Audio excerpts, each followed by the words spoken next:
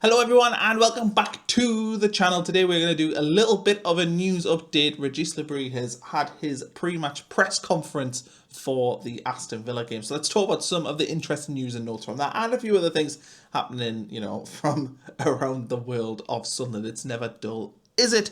So let's dive into the main talking point, which is Dan Ballard and Enzo Lefebvre are fit for the weekend. Luke 9 is also a few weeks away, so probably back after the next international break would be my guess. I think that'll be Wolves at home sometime in October. But Ballard and Enzo being back, and look, let me know in the comments whether or not you'd throw them straight back in, because I was expecting Lefebvre to probably miss this weekend. I thought he would maybe have this one off and then come back in next weekend against Forest, but him being back is very, very interesting. Ballard, of course, does he regain his place? Does he have to settle for a place on the bench? Our back fours are very, very strong without Dan Ballard, so it's going to be very, very interesting to see that. But my view on this one, I don't think Dan Ballard gets in. I just don't think you can necessarily take Lucumi out of the team, not with how strong he's played. But Lefebvre, I think we stick him in there. I think we stick him on that left side. And look, maybe if he's injured or he's got, fitness concerns, maybe he lasts an hour. But the performance he put in against Brentford was just so impressive that it's really, really hard to not find a place for him in this team. So I think Enzo Lefebvre, if he is fit, he gets in the team. And look, this brings up a wider conversation. I think Enzo Lefebvre is our most creative player. I think if Enzo Lefebvre is fit,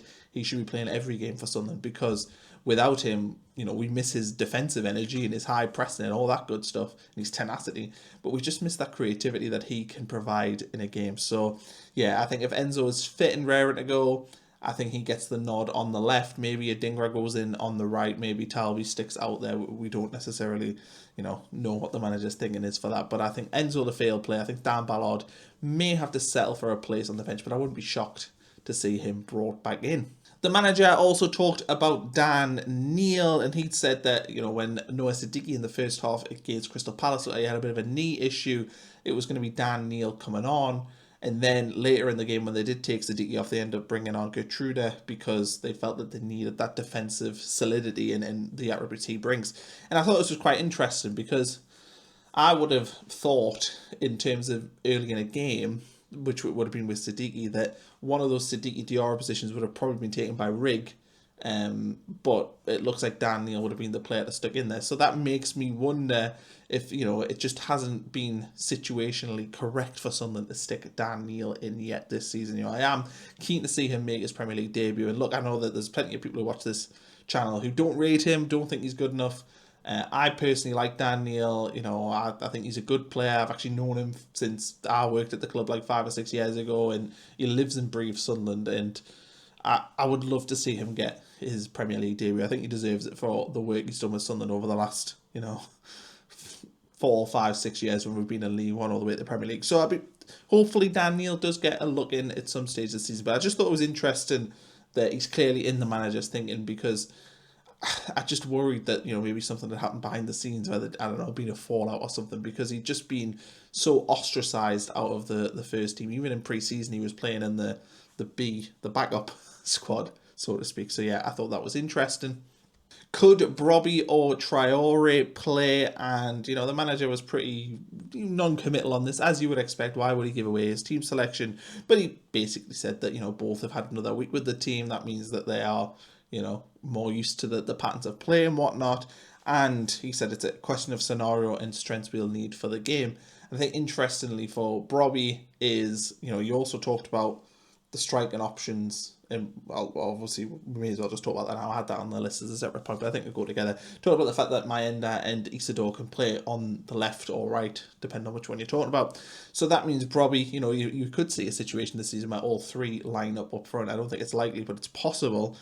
But I thought that was interesting, because it talked in the preview for the game in yesterday's video about playing Brobbey, and then if we are needing a goal or it's 0-0 on, say, 65 minutes, you can bring on Isidore Mayenda, play one on the wing and one through the middle. That was something that I'd talked about, and it's interesting the manager, of course, is now talking about this as well, where we've got that option. So don't know if that'll happen this weekend against Aston Villa. I do wonder if he'll go with maybe Mayenda or Isidore up front, and then maybe bring Brobbey on in the second half. But I think we will see going forward. It wouldn't shock me against Nottingham Forest or Man United if he went with Brobbey, and then if we needed a goal, if we need to change things in the second half, does he move Isidore Mayenda on there to get them playing together, have one on the wing and one through the middle. So I thought that was pretty interesting. He also talked about Chems and Talby start of the season, and I think Talby is a player that, I don't know if he splits opinion, but I see a lot of people saying they really like his defensive work, and I see a lot of people talking about the fact that they think he doesn't do enough going forward.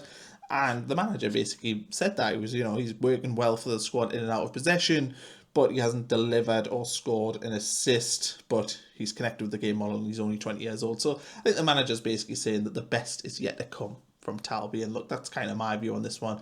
I think the fact that he's got the defensive side of the game pretty down, I think that's pretty impressive. Like, normally it's the other way. If you have a 20-year-old player, they're pretty good going forward, but their defensive responsibilities are basically like, that's none of my business. I'm not getting involved in that. The fact that Talby, though, is defensively solid, I think is a massive win for us. And I think it's really, really good to see. And I think that he will get better. Like a lot of these players, we're going to get better as we play more games of football. And the chemistry of the team, even the older players, the more they play together, the better they are going to be. Certainly that is the hope. And look, from what we've seen so far in a sample size of 4 games this season in the Premier League, I think you could definitely make an argument that with each game we've kind of learned new things about the team, and I think the Burnley game to the Palace game is a shining example of that. Burnley game, we should have come away with something from that match.